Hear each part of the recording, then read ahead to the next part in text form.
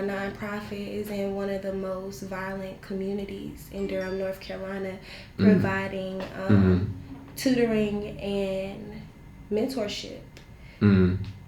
Today, when tutoring and mentorship started, gunshots were being fired. Wow. At 3:00 p.m. That's a risk. That is. My co-founder called me and said they were shooting, all the kids were running, but nobody got hurt. Nobody got hurt. Nobody got hurt. Yeah. That's a risk. We're there. So no one got hurt. All right, kids, let's come to tutoring. This is a safe space. That's a risk. But if you don't do it, who will? If we don't do it, who will? I'm Andre, and this is the Speak Your Life podcast, where we talk about everything as it relates to education, careers, values, mentors, and anything to do with purpose. We do this one impactful conversation at a time, whether it's solo dolo with yours truly or our amazing guests to share stories, industry insights, encouraging words, and calls to action that can help you get closer to your why. Become a part of the Speak Your Life community by subscribing today to the podcast and following us on Twitter, Facebook, and Instagram at Speak Your LYFE, because life without your why is meaningless.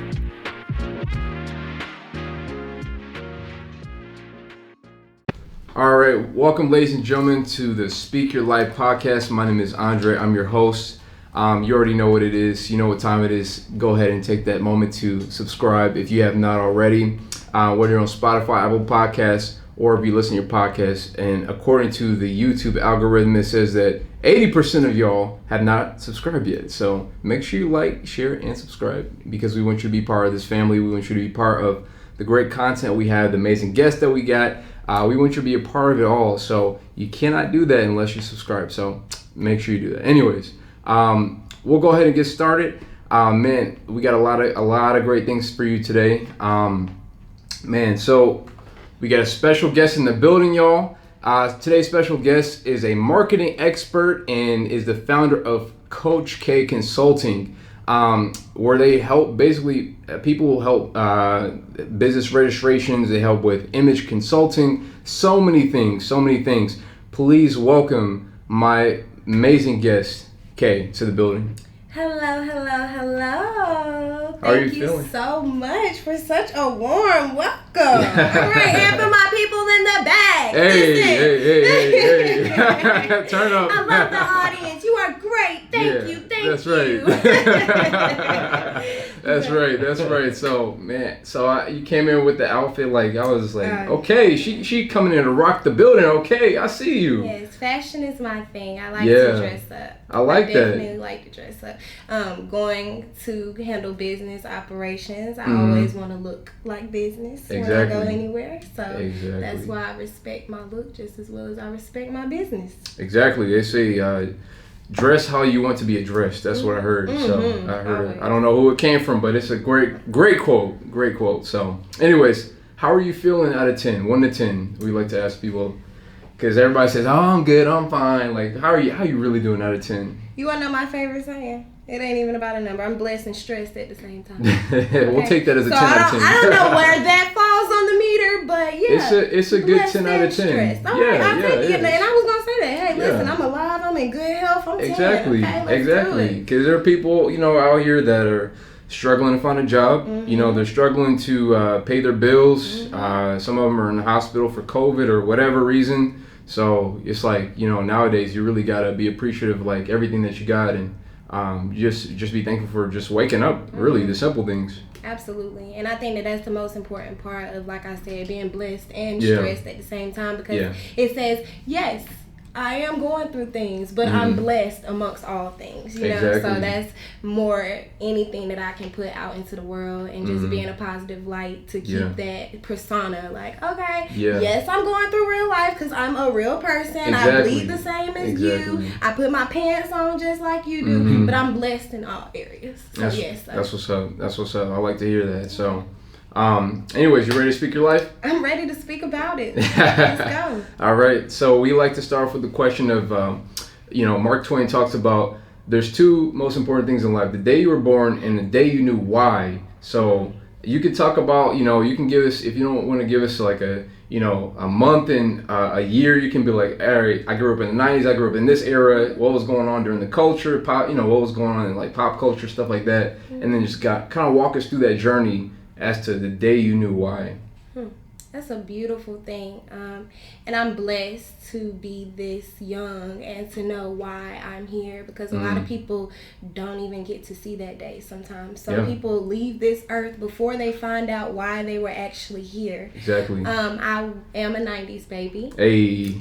I am from Durham, North Carolina. Okay. And the day that I knew why I was here, it was actually September 10th, 2 years ago. I was in a very tragic car accident. Oh, wow. Leaving from my third job of the day. Third job, y'all. Third job. Not even second job, third job. My third job. It was during undergrad. And I actually was driving my grandmother, who just passed away in February. God rest her soul, Christine Corbett. I was driving her car that she gifted to me when she went into the rest home, unfortunately. Okay. And I was on 85, 75, and when you're merging and you have the option to either stay going 85 or go 75. Okay. I was going 85 to stay north, and a person came and sideswiped me. Oh, wow. And they actually hit me on the gas tank side that caused the car to spin out. Oh, wow. When it spun out, I actually remember being in the car, and you try to gain control of the wheel, but guess what? I was never in control of my life. Not in that moment. Yeah. Not in any moment. Not in any moment. And that was the day that I realized, okay, there's something else why I'm here. There's another reason why I need to be here on this earth, because that day I was not supposed to make it. Wow. That car was like feet away from flipping over the rail. Wow, that's crazy. It was a hit and run. So I don't know who hit me. I know that the cars that saw everything happen, they were just as grateful that I was okay as I was. Yeah. It's very ironic because the car did not make it. Airbags deployed. I was burnt here with abrasion. I also had a neck brace on because of the impact. Yeah. And I really had to reflect that day, because I had started my nonprofit that same year. Actually, we were actually in like our beginning stages, and I knew I was being attacked. Wow. I knew I was being attacked. Because like I just shared with you, that was my third job I was leaving from, and I was actually at a lounge. Wow. So I worked at the Children's Museum during the day. Yeah. Then I went to Chick-fil-A. Okay. And then I worked to go and be a bottle girl. Wow. But that's hustling right there. Had I not been here and kept here, I wouldn't be here to be able to talk to you. Yeah. Not only that, but it also painted a picture for me, because the man who helped me to get out the car, he called the ambulance. I got in the ambulance, and I'm like, okay, they told me nothing was wrong. If you saw that car today, you'd be like, what in the world? How did you make it out of that? Yeah. And they were wondering the same thing. They said the only thing that's wrong is that your blood pressure is high. That's it. That's all. Mind you, just to give you a little bit of backstory about me, I left home at 16. I moved here when I was 17. My mom and I had not talked probably for over a year and a half, and had a full-blown conversation. She stayed on the phone with me the entire time I was in the ambulance, and she hasn't left my side since. It merged our relationship. Yeah. She is now my chief operations officer for my nonprofit organization. I was blessed at the age of 23 to be able to put my mother on payroll. Yeah. Wow. And to fulfill the reason why I'm here through my nonprofit organization and to service my community. I'm now a servant, because I knew that it could have been different. So that was why. That's when I knew what I was here for, to be a servant, and I'm okay with that. That's what's up. I love that. That's a beautiful story. Like, man, it's got. I just like, man, it makes you really.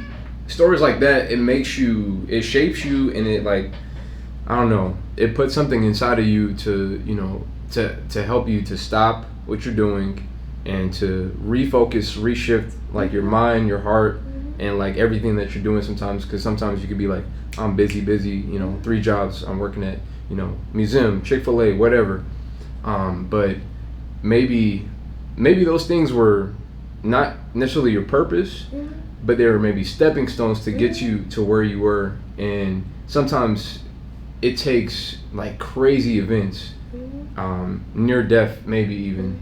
I hope that's not the case for a lot of people, but it's just sometimes it just is that way, and when that's out of our control. Absolutely. And so I'm glad that you're able to like, take that opportunity and just like, act upon it and just say, hey, I could be bitter about this, we can't find the person who did it, can't get the insurance, that I want to get from that guy, can't sue him or whatever, or you can, make that, turn that opportunity into making it, where you can become better, where you can become. It's a testimony. It's a true testimony, because not only that, to share with you even further, I was actually going back and forth every weekend, driving 6 hours to North Carolina. I didn't miss a weekend at all. And that car was my way of getting there. And then a shift took place. Yeah. Because my car was gone. I was in critical condition where I had to sit for weeks and heal. And I was just going. And guess what? And this is for the people who go. Yeah. Listen to your body. Listen to the things around you. There are signs that are coming to you, telling you, slow down. Yeah. Ask for help. Rely on your team. God set me down. At that point, guess what? Like, I speak my life. Yeah. I had no control after that point. I tried to get control in the car. I have no control. When you get weary, ask for help. It's okay. I had to lean on my help. I had to lean on my volunteers. I had to recruit mentors. I had to make sure I had a board in place so that operations would not stop because I did. Wow. And I saw that my purpose was to continue to build and not to be defeated. Wow. That's, I've had, conversations with different friends, and, we always hear about the statement of, strong, independent black women. See, I think there's a double-edged sword to that. I think the strongest black women are actually the ones who can ask for help whenever, they are feeling like, all right, I'm overwhelmed by the world, I'm overwhelmed by like whatever I'm going through. That doesn't make you weak to be like, hey, I need a helping hand. I need somebody to lift me up whenever I'm feeling down. Because the ability to like take your ego and place it down, like your ego is a bunch of weight, it's a burden on your body, it's a burden on your shoulders, and to take that off actually makes you stronger. And to like place it down and just say, hey God, hey, like, mentor, whoever is in your life, and be like, hey, I just need help. Like, I feel like that's the best way to describe a strong, independent black woman right there, is to say, hey, I need help, and it's okay. Yeah, you can't lead without being willing to follow. Yeah. How can I lead you into something if I don't even know what it looks like to be a follower? I have to model the same behavior I want you to. I have to evoke that behavior through modeling. That's true. So if I can't show you how to be a follower through being a leader, I'm no good to you. Yeah, I agree. I'm no good to you. And if I can't ask questions to grow with you, I'm a mentor as well. And what the number one thing that I tell people in mentorship, the most beautiful thing in mentorship, is that it's a two-way street. I'm mentoring you and you're mentoring me. I'm learning from you just as much as you're learning from me. Yeah. I'm learning through you while you're learning from me. Because now when I'm teaching you something, that way might not have worked for you the way it worked for somebody else. So now guess what? I'm learning a new way of teaching something. That's true. And it's a beautiful thing. So in order, like I said, to lead, you must also know how to follow.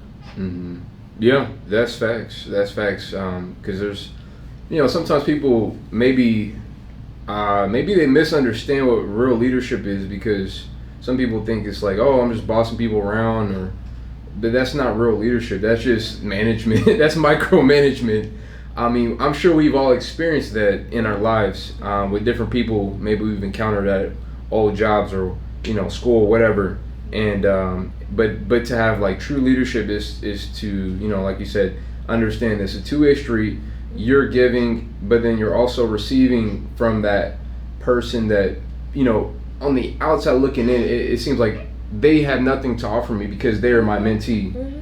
When really they have a lot to offer you, because sometimes, you know, if it's like, if I'm teaching you math, right? Mm-hmm. I have to, like, me teaching you is practice for me to be better at what I'm doing, at my craft, at math or whatever it is. Mm-hmm. So, like, it's you, like, sometimes people think, oh, like, I'm, like, what am I getting out of this as a mentor, you know? I hate that. And this, I know, and it's like and I don't think there's anything necessarily wrong with it, because it's like, it's really, it's a natural instinct as a human being. Mm-hmm. Now, however, like, it's always, you know, everything depends on context, of course. But, like, sometimes people are like, you know, I'm dealing with somebody, you know, they're going through rough, you know, maybe a rough childhood, maybe they have a rough upbringing, and I have to be patient, and I have to learn all these different things. Mm-hmm. You know, and sometimes you ask yourself, like, what am I getting from this guy? Like how many... I don't know. Sometimes we do ask those questions when it gets hard. Mm-hmm. As natural, and we can be the best, most genuine, down to earth person ever. Mm-hmm.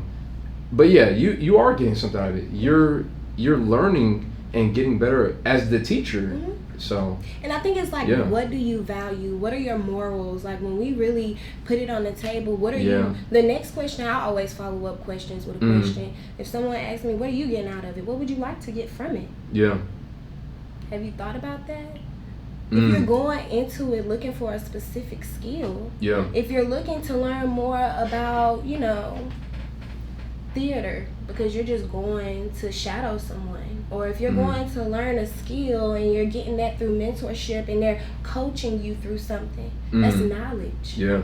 Knowledge is the real power. Mm-hmm. You see? So if I can gain, and that's why I say that I dislike that theory of what am I getting out of it, because it's so much to get out of so many different things. It's not just one sole identity to one thing. Like, what am I getting out of this mic? I can speak in it. I can use it for singing. La la la la la. I can use it for talking. I can use it to beatbox.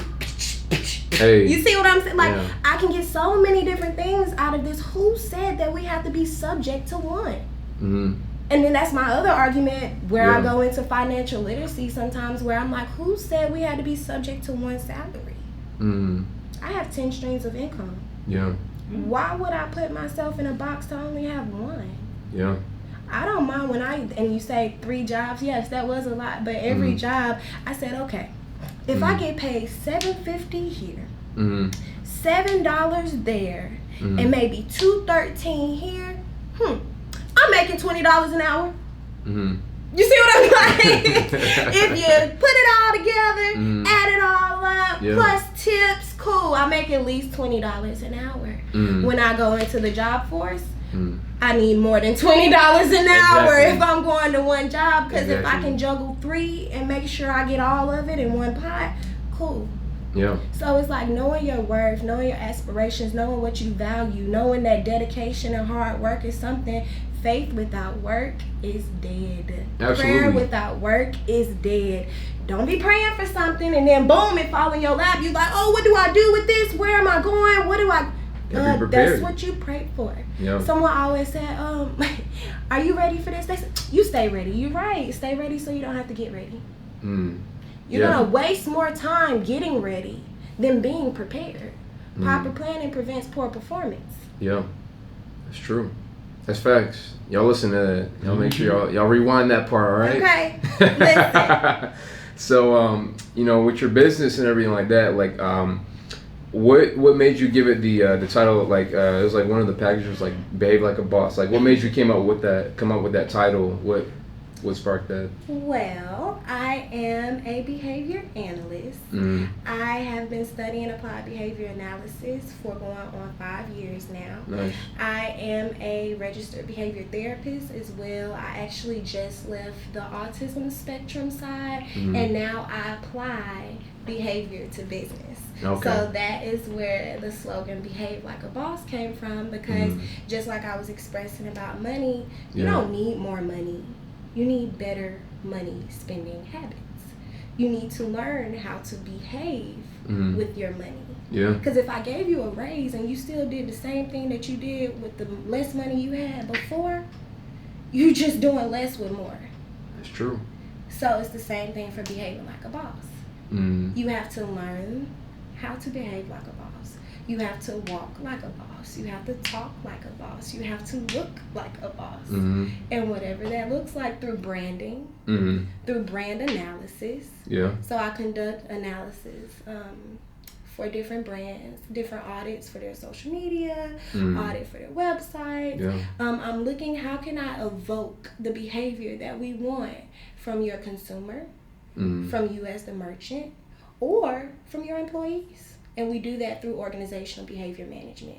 Nice. So I will be graduating January 15th with my master's in applied behavior analysis. There we go. So nice. That is Congratulations. Why, thank you. I am teaching. What school? St. Joseph's University. Okay. Yeah. Actually, St. Joe's. That's funny that you bring that up, because I actually I applied and I did get accepted to St. Joseph's University for a master's of behavioral organization. Yeah, that's what I'm talking about. The same exact program. Yeah. Organizational behavior. Yeah. So it's a very it's an emerging field, because majority of ABA is what our abbreviation is, Applied Behavior Analysis. We focus solely on the behavior and the way the behavior and the environment work hand in hand. We don't believe that the behavior influences the environment or the environment influences the behavior. We believe that they work together. Okay. Yeah. We increase social significance through any metric that we possibly can, but majority of all of that comes from data. Gotcha. I tell all my clients I need results and I need numbers.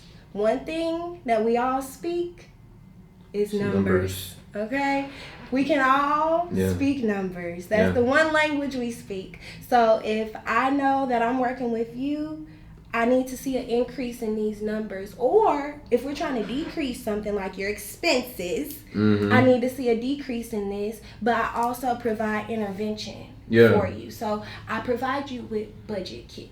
Okay. I provide you with a savings documentation. I provide you with a brand analysis and a brand development questionnaire, so we can identify what your mission is, so we can identify what your business does, so we can identify who your top 3 competitors are in your market. And people think, oh, my competitors, I'm not even paying attention to my competition. You should. Yeah.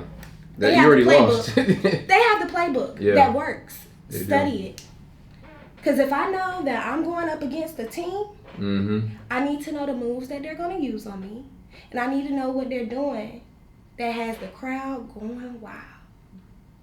So I can take their fans, because I want fans of my own.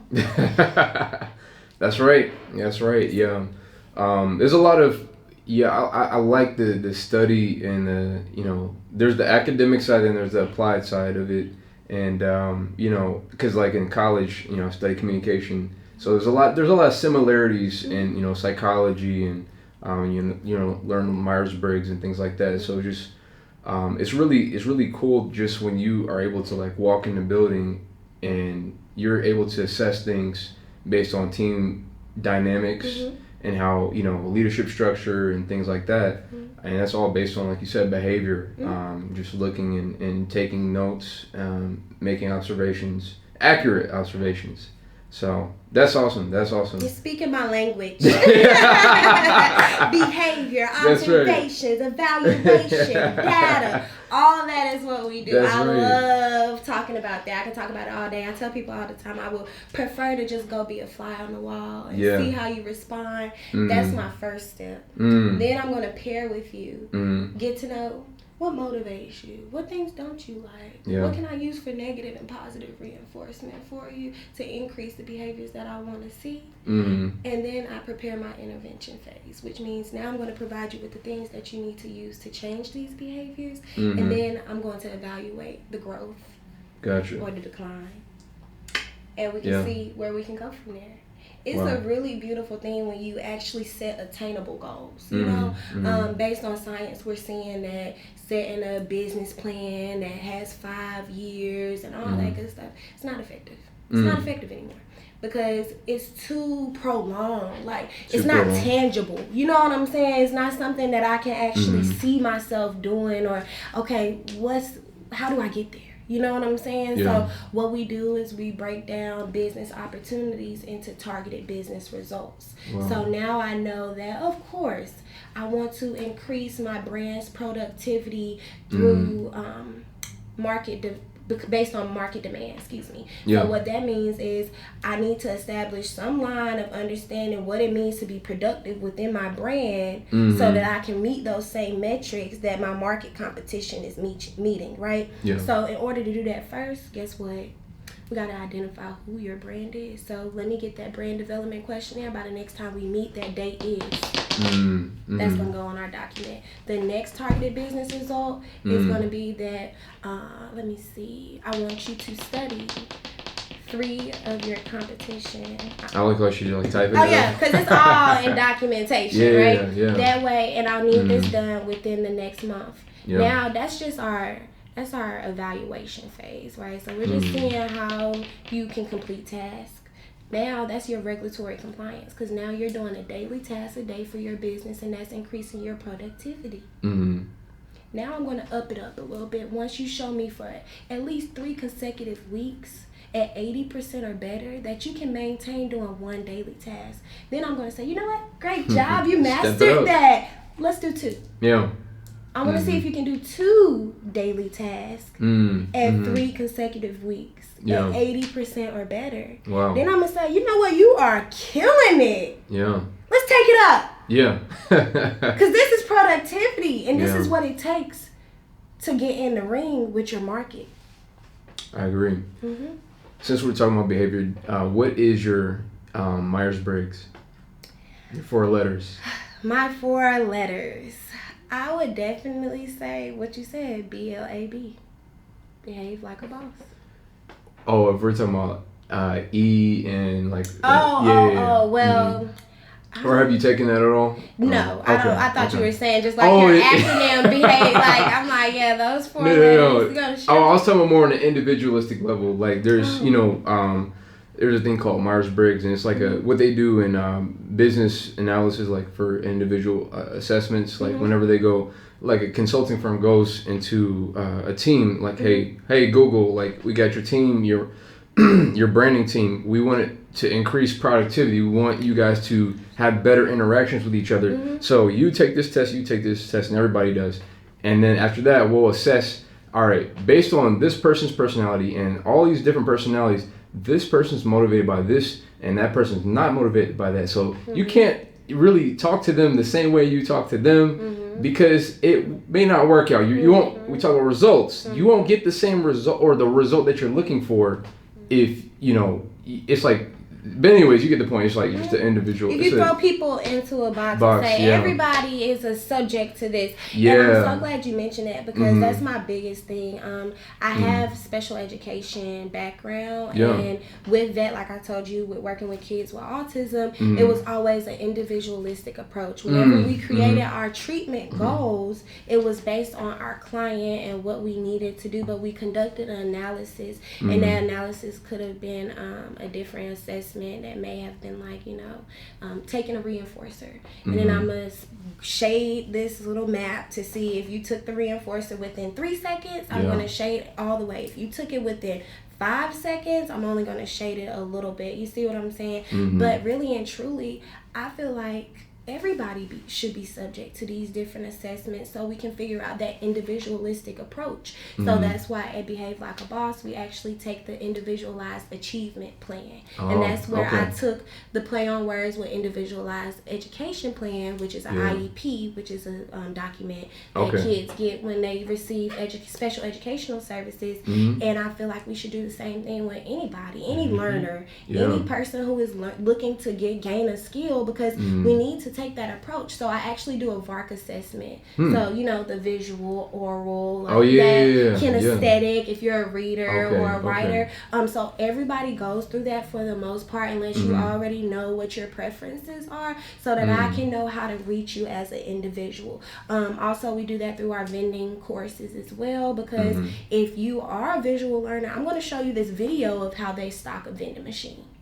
Instead of telling you, because me telling you is going in one ear and out the other. But if you're a multidisciplinary type of learner, we can do it all. I'm going to hit you from every different angle. I'm going to tell you a little bit. I'm going to give you some guided notes so you can write it with me, because you're oral as well. You know, I'm going to give you all different aspects. But if I know that that assessment shows me that you solely only learn through kinesthetics, okay, cool.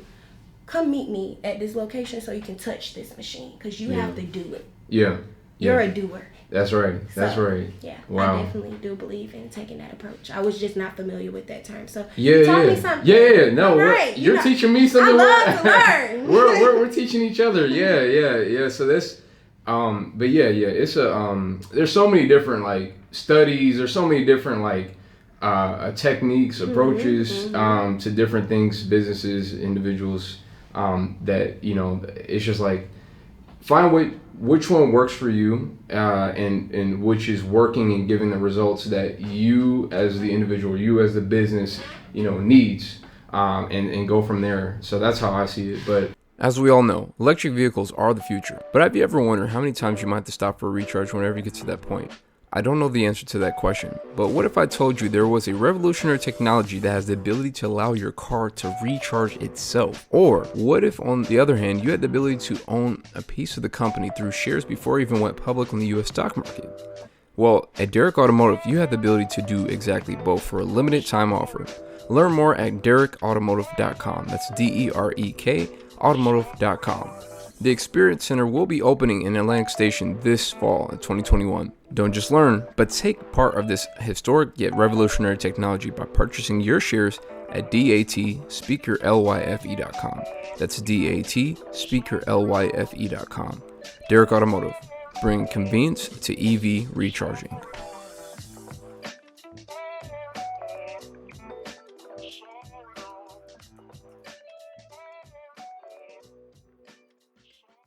Yeah. I'm so glad you said that, because that's how I look at marketing. Find what works and stick with it. It's so simple. Yeah. We make it complex. Like, it's very simple. For instance, I have organic engagement from social media through my vending stuff that I'm doing. People solely just want the juice about vending. So guess what? The only content that I make is about vending. You want to know why? Because it works. It brings me the results that I'm looking for. It brings me the people that are in my niche. They're students, they're learners, they're entrepreneurs, they're aspiring business owners. They want to know more. Yeah. It helped me reach from, I had 3,000 followers, maybe. Like about 3,000, almost 4,000 followers. Now I have... She was like, let me check it. It's like a million. It changes. It changes so much. Look, it just went from 16.7 to 16.9. Yeah. Nice. And maybe you guys can increase my followers so I can see where it goes, because I love the organic following. Yeah. Please make sure you follow me at KAYL Booker. That's going to be KAYLBOOKER. Okay, that's guys? Right. Especially for the educational part. I'm really big on education. Definitely. Knowledge, not even education, because I believe education is an institutionalized form of knowledge. I'm big on knowledge. I'm very big on knowledge, which is why I have little free libraries in different communities that are filled with financial literacy and personal development, as well as children and adult literature, because I believe that our knowledge is our power, like I stated. But these little free libraries are not just any little free library. They are called our readers' banks. Because that's where readers go to build wealthy brains full of knowledge. That's right. You should be investing into your brain the same way you're making deposits into your bank account. That's right. You should be withdrawing knowledge from your brain the same way you're withdrawing money from your bank account. Yeah. And you should be using your knowledge very wisely the same way you use your money. I hope you use your money. We hope. So. And don't abuse your money and don't abuse your knowledge. You see what I'm saying? Like, it's the same concept. And if we were, taking the steps towards that and teaching that and enforcing that and implementing that, we'll be a stronger form of people. That's true. I would also like to say on top of that, like, I do believe that knowledge is power, but I will also take it a step further and say the application of knowledge is also even more powerful, because I think, especially like when you talk about institutionalized, we're getting education from K to 12, or we're going to community college or 4-year school or whatever. Like, I am not knocking school, but I remember going to this real estate class. It was a couple of years ago, and the guy was like, "So everybody who had a degree, raise your hand." And it was like most of the people like raised their hand, like at least 60-70% of everybody raised their hand. And then he was like, "Notice how I'm the person, and I'm teaching this class, and I didn't raise my hand to my own question because I didn't go to school. Y'all are sitting in my class learning the game that I'm about to share with you." And he's like, it's not about me showing off and that I'm a millionaire. It's just that it's to show you that it's not just about having the knowledge or having like the academia and all that stuff, which is important. Like, we're not knocking that, but it's just like, how can you apply it? Like, how can you apply it to the best of your ability to maximize like and get the most out of that? Because there's a lot of people that just kind of like, really smart people. They got it up here, but they just, when it comes to like walking it, it's just like. Lost. Rich Dad, Poor Dad. Yeah, good book. Rich Dad, Poor Dad changed my life. Yeah. What would you feel like is like one of the best things you took away from that? Knowing that it's the benefit of life and freedom, rather than being able to have accolades and say, this is what I have.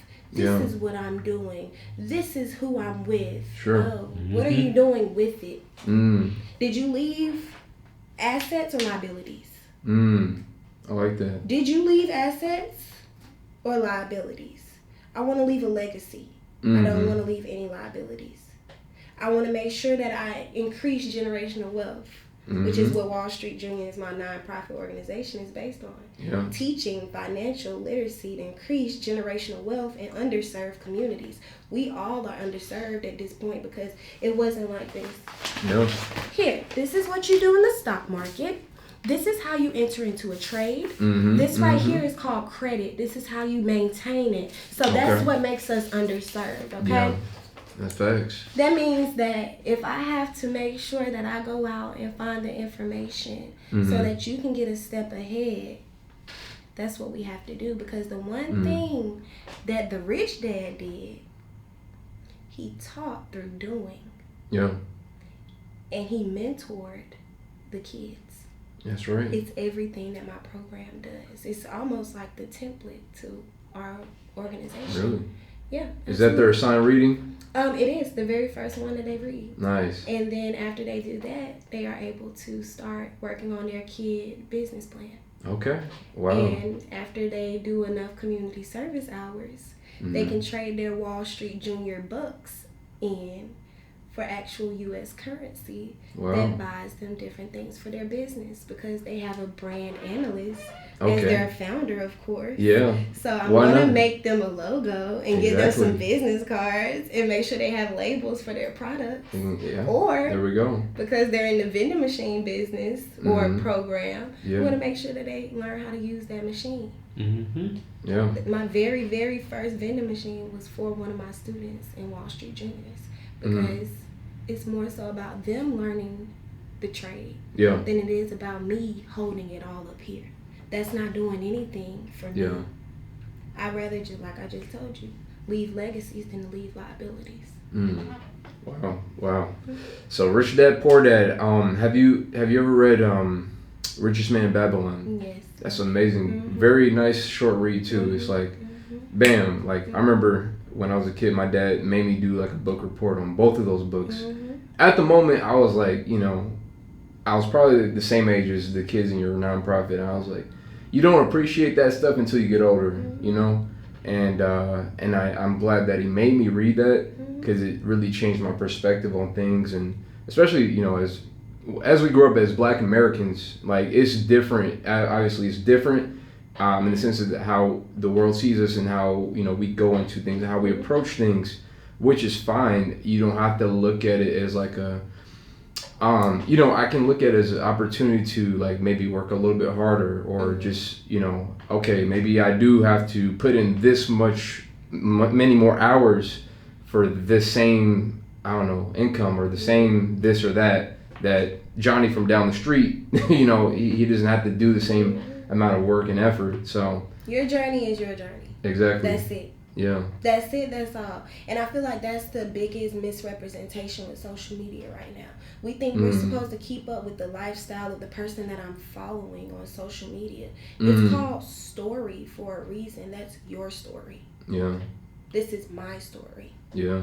Some people try to take, I like her or his lifestyle, and I want to make it I want the Kardashian lifestyle. That's what I want. Not like, you don't know what's going on behind the scenes, like, you know, going through divorce, going through, you know, dealing with kids and, you know, custody and all that. Like, you don't know what's going on behind the scenes that people, like, even the, you know, the rich and the famous go through. You know, I you know, hear about people committing suicide. I heard about this recently. It was like a lawyer who, he was embezzling, you know, money out of his own law firm, and he actually hired a hitman to kill him so that he can have and basically do like insurance fraud so that his son could take $10 million. It's just like, what kind of messed up stuff, you know, do you have to go through to get to that point in your life where you're taking money from your own company, where you're hiring a hitman to kill you, but they end up killing your son, and you're just like, it's a bunch of crazy stuff that people go through, and maybe on the outside, and you see the social media, oh, we're on the yacht, oh, we doing this, we in Cabo, we in, you know, Cancun, like, you don't know what's going on behind the scenes. Like, you know, people put their highlights up, the highlight reels. They can show you, they show you what they want you to see. Yeah. And not only that, but it's like what you just said, what's really going on behind closed doors. Not that I care, trust me, I do not, I promise you I don't. Yeah. But I would rather be an authentic person rather than to show you what I want you to see, and you not see that I'm still a real person. You see what I'm saying? Like, I still, whenever, like, I still tell people the truth. I broadcasted my entire baptism. Congrats. Thank you. Yeah. Because, like what you just said, I've been saved multiple times. I was supposed to be gone a couple times from here, but I knew that I had a greater purpose. That's my real life. Every Saturday, I'm shutting down. That's my Sabbath. That's my real life. Yeah. Those other 6 days, I'm running like a chicken with my head cut off. Don't get me wrong. Yeah. But when it's time to shut down, because I'm a real person, that's what it is. Yeah. So it's like, yeah, I can live a luxury life, but I also can go to the hood and clean some streets, because that's what I find passionate. That's where my heart is. Yeah. I come from a very brutal community, so I never forget where I came from. Yeah. My first friend was killed in a drive-by when we were 13. Her face is also on my library. I will remind everybody of everything, and it's coming with me to the top. And if it can't come with me, by all means, I'm also going to speak about you. You see what I'm saying? But speak highly about people. Yeah. Because that's what makes you who you are. Those struggles, those testimonies, where you come from. Like I said, I left home at 16. Yeah. I moved here when I was 17. I could have been in a strip club. Yeah. I could have been doing all these things that people said, oh, you moving to Atlanta, you Magic gonna City. Do this, you gonna do that, you gonna be distracted. Yeah. Yes. You can be subject to those things. But thank God we have a life of free will. Yeah. I have a life that says red pill, blue pill, which one you want? I want the red one. All right. Cool. And then when you're done with the red pill, if that doesn't get you high enough, go ahead and take the blue pill too, because guess what? You have free will. You do? You don't have to stop at the red pill. That's true. So it's just, it's a beauty in knowing that we can continue to grow no matter where I am right now. If I'm right here right now and I can't buy a designer bag, cool. Guess what? I can buy a designer bag. You might not think I can, but I got 15 machines too. Yeah. I got 15 vending machines. Those are my assets. If I wanted to go buy a designer bag, all my assets can pay for a liability. And guess what? I can still make money without even lifting my finger. Yeah. I like that. That's the real lifestyle. Like, those are the things that I want. You know, like I shared with you, having 10 streams of income. Yeah. That's what I wanted. So, you know what I did when I was 16? I researched multiple streams of income. Yeah. How can I find that? How can I get that? How do I obtain that? Yeah, how can I obtain that? Yeah. That's the lifestyle I want. Or I could have been distracted and been on social media. Ooh, this the lifestyle I want. Designer bag, Maserati. He look like he can afford that for me. Let me go get that. You have to know how to decipher what's really important. And it just goes back to what I said. Yeah. Your morals, your values, and what your standards are, absolutely. And what you're willing to do to get there. Like I said, 3 jobs, baby. Yeah. They said, you sure you want to go to Atlanta? You might get distracted and go to the strip club. Guess what? I'm here to tell you. I worked at the strip club, but I didn't strip. They need a server, right? Yeah. Cool. I can make my money. Collect them tips. That's right. Everybody got to do a job, right? Whatever's going to get me further ahead. That was the money that I used to invest into my businesses because I was tunnel vision. Just because I saw a strip club don't mean I saw a strip pole. I saw somebody throwing some money who needed a drink. You want something else with that? You want me to go get you some ones? Okay, cool. When I bring you those ones, that's going to be $20. Like, yeah, hey, you catch them on the right night, they'll give you maybe 100, 200. You know, a little tipsy here and there. You know, they might throw in more. Right. So you just have to know what to do with what you have. Yeah, that's true. What to do with what you have. You don't have to be subject to anything. You know, create the life, speak your life. That's right. Speak your life into existence. Speak your life. That's what we do here. Speak your life. Yeah. If you said that's what you want, go out and get it. Your word is law. So now I hope that you reach everything that you said that you were going to do. Because I'm looking. I'm looking. You That's right. What I'm saying? Accountability. That's been my biggest thing. Like I said, I was going to graduate early in high school. I did it. I said I was going to graduate early in college. I did it. I'm about to apply for my PhD. I'm 23. Nice. I'm doing that. Good. I promise. Yeah. You're going to do it. You're going to make it happen. I'm going to be Dr. Booker, you guys, with 10 streams of income. That's right. Because knowledge is power, but you don't have to stop there, guys. Listen, I don't knock anybody. I'm a scholar, and I tell people all the time, learn a trade. Yeah. It doesn't matter. Because guess what? I worked all through college. Even more, I'm still working through college. I'm working for myself, don't get me wrong. But I'm also teaching myself. You learn in higher education. Now you're really on your own, especially if you in like a program online. Because like I said, it's all about what's in these books and on these videos. Honestly and truly. And that was when I realized, I'm like, okay, I need to recycle this stuff so people can get access to this knowledge. Because it's in the textbooks. It's in the books. It's in YouTube videos. Like, you really can learn anything that you put your mind to. If you say today, I'm waking up and I'm going to teach myself Spanish. Duolingo. Yeah. YouTube. It's a lot of Hispanics around in this world. I'm going to practice a word a day. Yeah. I'm going to go sit in a Hispanic church because guess what? That's free. It's so many different ways. Don't leave yourself subject. I told somebody today, you miss 100% of the shots you don't take. That's true. In every aspect of life, whether it be personal, business, spiritual, like all of it. So, yeah, that's facts. So, you know, how did taking risk, like how did that like shape you? And just like, because sometimes like it creates a momentum. Like you take one risk to start a business, you take another risk to start a nonprofit, you take another risk to put these vending machines here and here and here. You take another risk. I don't know, to reach out to people that are from your neighborhood, the place where you grew up from, and just reach out and give a helping hand. So how have those risks benefited you? Like what are some of the things you've learned about taking risks? Being a risk taker is a risk inside itself. Like yeah, literally. It is. Every day we wake up, we're taking risks. So you're a risk taker. Anybody living and breathing right now is a risk taker. I believe, like I said, it's what you do with your risk. You know, for instance, right now, my nonprofit is in one of the most violent communities in Durham, North Carolina, providing tutoring and mentorship. Today, when tutoring and mentorship started, gunshots were being fired. Wow. At 3:00 p.m. That's a risk. That is.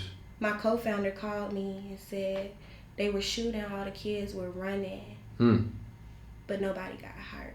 Nobody got hurt. Nobody got hurt. Yeah. That's a risk. We're there. So no one got hurt. All right, kids, let's come to tutoring. This is a safe space. That's a risk. But if you don't do it, who will? If we don't do it, who will? Yeah. Your risk show you the real benefits to being a risk taker. Like, you let your fruits of your labor speak for itself. My work is going to speak for itself. So the risk that I take is going to speak for itself, because now they know, I don't care how many gunshots you fire in here, I'm still going to teach these kids, because that's a risk I'm willing to take. Yeah. Now they know she's standing with us. Yeah. This nonprofit organization is willing to take the risk we are. Yeah. If it's towards community and economic development, by all means, throw it at me. Yeah. So I can't remember the exact quote, but it's something like, I'm gonna paraphrase it. It's like, whoever owns this quote, don't get mad at me. But it's kind of like something along the lines of like, something's not really important to you until you're willing to live, like, or give your life for it, or put your life on the line for it, whether it be your kids, whether it be your, I don't know, relationship, your spouse, whoever, like your business, your nonprofit, or kids that may not even be blood to you. They just are, kids through bond, not through blood. So that's a lot of those. Yeah. So that's good that you're not only talking about, hey, we want to help the kids in the community, but we're also showing that we're it's a risky thing. We had gunshots. We still having class today, tomorrow, the next day, and people, parents, they'll see that, they'll notice that. And then the kids will remember that when they get older. The next generation will be rising up, the next working class. And I remember when, Coach K was there for me. She was right by my side, even though there were gunshots, even though, things were happening, chaos was happening in the streets. She was still right there. You have to be able to take the risk to see the change. Yeah. I tell people, my favorite hashtag is be the change you want to see. Yeah. Be the change you want to see. I want to see change in that community. I wish you guys would stop shooting, but if you're not, cool, we'll do what we need to do here. We'll make the change. We'll show them that we'll be here regardless. Yeah. Regardless. Because now I have to put myself in your shoes. And in order to take these steps with you and say, come on, let's go. Let's go. I'll be here with you in the fire. In the trenches. This is the fire in the trenches. That's this is what it means to be in the trenches. Wow. So, yeah, it's funny, sometimes you have a set of questions that you think you're going to have, and then we have a amazing conversation that goes another direction, and those are honestly the best. And so, as we wrap things up here, we like to ask everybody in the space, the question of, if life were looked at like a house, right? what would your house be standing on? What's a foundational piece that your life will be standing on? Purpose, prosperity, and planning. Wait. Say that one more time for the people to hear. Purpose, prosperity, and planning. That's right. Wow. So what about those are important to you? Like, tell us. Purpose is very, very important, because going into something with a plan and knowing that you want to prosper, that is your purpose. You see what I'm saying? So if I walk into a room, I know why I'm here today. Yeah. This is my plan. Let's go prosper. That's right. My purpose is what brought me. My plan is what I'm going to do. And my prosperity is the result. Yeah. So that is what every brick is used on. It's like it's a PPP. Purpose, plan, prosperity. Yeah. Purpose, plan, prosperity. Purpose, plan, prosperity. Like, literally. Like, we're going to build it with every intention. PPP. Yeah. It's not a check coming to your mail from the government. It ain't one of them PPP loans.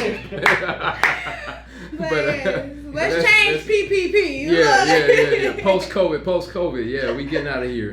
But yeah, I like that. And then the very last question I have for you is question of the day. And today's question of the day is, if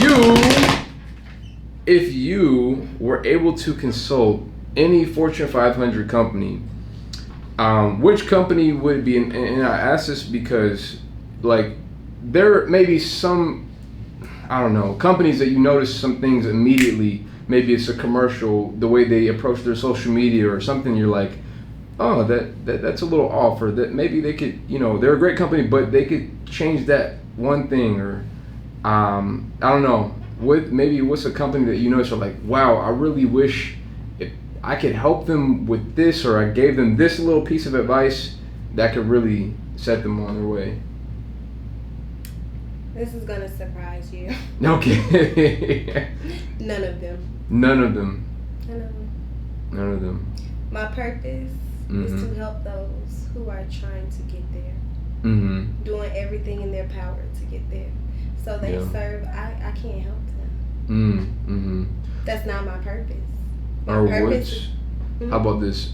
What is one thing that you notice that is very, and this is not to say that everybody's putting a blanket, but just like maybe a common problem that you notice with small businesses, like one of the biggest problems that you notice. What's one of those things?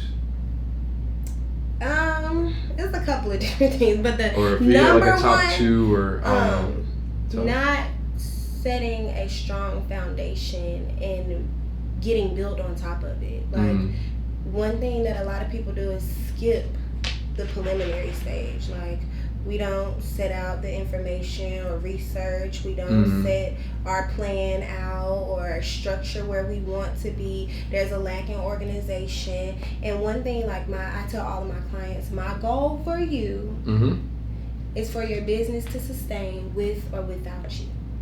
People don't like hearing that as entrepreneurs first out, because what do you mean without me? It's personal. That's what like a baby. What do you mean without me? I'm trying to make it where your business can stand alone. It's no longer a business, it's a brand. Yeah.